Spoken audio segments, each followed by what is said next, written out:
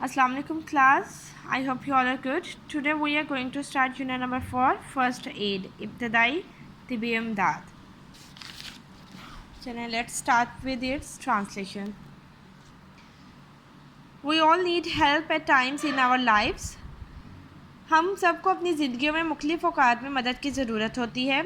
Sometimes we may have accidents and we may get hurt. बाज़ औक़ात हम हादसात का शिकार हो सकते हैं और हम ज़ख्मी हो सकते हैं. When we are injured or suddenly become unwell, we need someone to help us, someone who knows what to do. जब हम ज़ख्मी होते हैं या अचानक बीमार हो जाते हैं तो हमें किसी की ज़रूरत होती है कि वो हमारी मदद कर सके. कोई ऐसा शख्स जो जानता हो कि क्या करना है. It is the temporary and immediate help. ये आर्जी और फौरी मदद हो सकती है. This timely assistance comprising simple medical techniques is most critical to the victim and is often life-saving. ये बर वक्त मदद जो सादा मेडिकल तरीक़ों पर मुश्तमिल होती है हादसे या तकलीफ़ के शिकार के लिए बड़ी अहम होती है और अक्सर ज़िंदगी बचाने वाली होती है.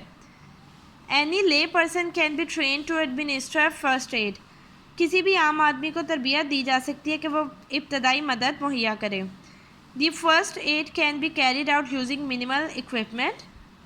ये इब्तदाई मदद कम से कम आलात इस्तेमाल करके की जा सकती है. First aid knowledge ranges from taking care of cuts to deal with an unconscious victim. इब्तदाई मदद का अमल ज़ख्मों की देखभाल से लेकर बेहोशी के शिकार से निपटने तक मुहैयत होती है यहाँ तक मुहैयत होती है. कट्स एंड स्क्रैप्स, ज़ख़म और खराशें.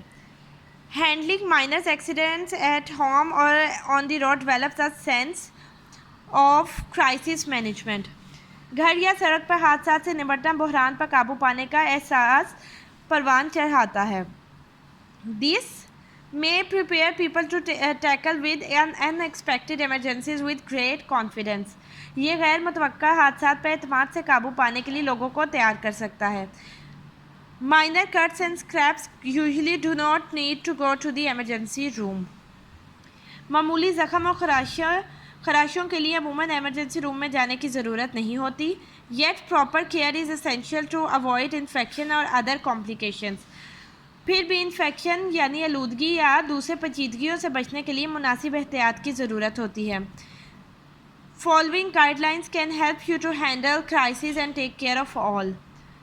दर्ज झेल हदायत बहरानी सूरत हाल पर काबू पाने और सब की देखभाल करने में आपकी मदद कर सकती हैं. स्टॉप दी ब्लीडिंग, खून का बहना बंद करें. Minor cuts and scraps usually stop bleeding on their own. मामूली ज़ख्मों और खराशों से खून बहना अमूमन खुद ही बंद हो जाता है. इफ़ दे डोंट, अगर ऐसा ना हो, applied gentle pressure with a clean cloth और बैंडेज. अगर ऐसा ना हो तो साफ़ कपड़े या पट्टी से हल्का सा दबाव डालें. Hold the pressure continuously for 20 to 30 seconds and possible elevate the wound. मुसलसल 20 से 30 सेकंड तक दबाव जारी रखें और अगर मुमकिन हो तो ज़ख़म की इस्लाह करें. Don't keep checking to see if the bleeding has stopped because this may damage or dislodge the clot that is forming and cause bleeding to resume. अगर ये देखने के लिए कि खून बहना बंद हो गया है खुद ज़ख़म को चेक ना करते रहें क्योंकि ये फिर बनने वाले खून के लोथड़े को नुकसान पहुंचा सकता है या हिला सकता है और जो खून रुका होगा खून का बहाव दोबारा से शुरू होने का ये बाइस बन सकता है. इफ़ ब्लड स्पर्ट्स और continuous flowing after continuous pressure seek medical assistance. अगर मुसलसल दबाव के बाद भी खून धार की तरह तेज़ी से निकले या बहता रहे तो मेडिकल मदद हासिल करें. क्लीन द वाउंड, ज़ख़म को साफ़ करना. Rinse out the wound with clean water. ज़ख़म को साफ़ पानी से साफ़ कीजिए. To clean the area around the wound use soap and a wash cloth. ज़ख़म के इर्द गिर्द जगह को साफ़ करने के लिए साबुन और कपड़ा इस्तेमाल कीजिए. But soap can irritate the wound, लेकिन जो साबुन है उससे ज़ख़म को आप ज़ख़म में सोजिश पैदा कर सकते हैं. So try to keep it out of the actual wound. तो जो असल ज़ख़म से इसे बाहर रखने की कोशिश करें. If dirt or debris remains in the wound, अगर ज़ख़म के गिर्द कोई मलबा होने के बाद भी ज़ख़म बरकरार है, अगर गंद या जो गर्द है उसे साफ़ करने के बाद भी ज़ख़म बरकरार रहे,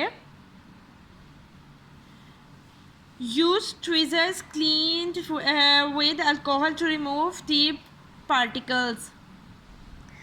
तो फिर आप ज़ख़म में बाकी रहने वाले ज़रात को दूर करने के लिए अल्कोहल से साफ़ करें या चिमटी से, ट्वीज़र यानी चिमटी इस्तेमाल करें. If debris still remain, see your doctor.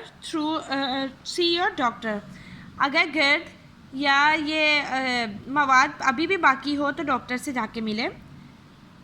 Thorough cleaning reduces the risk of infection and tetanus. मुकम्मल सफाई इन्फेक्शन और टेटनस के ख़तरे को कम कर देती है. Apply and antibiotic.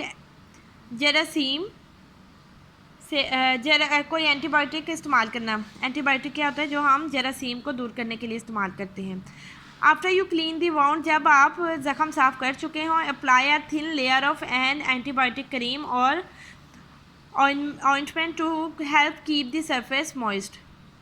ज़ख़म साफ़ करने के बाद किसी एंटीबायोटिक क्रीम या मरहम की पतली से तह लगाएं ताकि सतह को मरतूब रखने में मदद दी जा सके.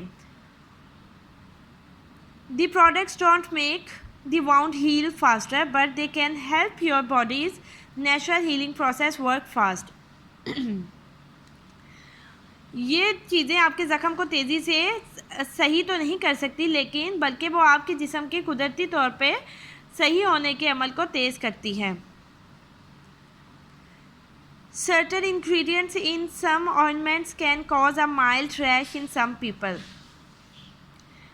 कुछ लोगों में या किसी मरहम के बाद अज्जा कुछ लोगों में हल्के से सुर्ख धब्बे पैदा कर सकते हैं. If rash appears, अगर धब्बे और नमूदार हो, stop using the ointments.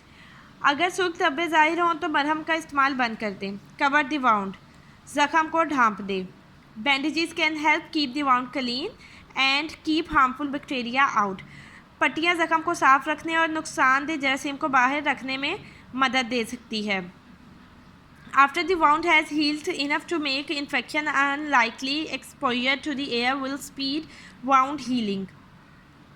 अगर ज़ख़म इतना मंदमल हो जाए कि इन्फेक्शन का अमकान ना रहे तो ज़ख़म का हवा में खुला होना है उसको जल्द सही कर देगा और इस अमल को तेज़ कर देगा.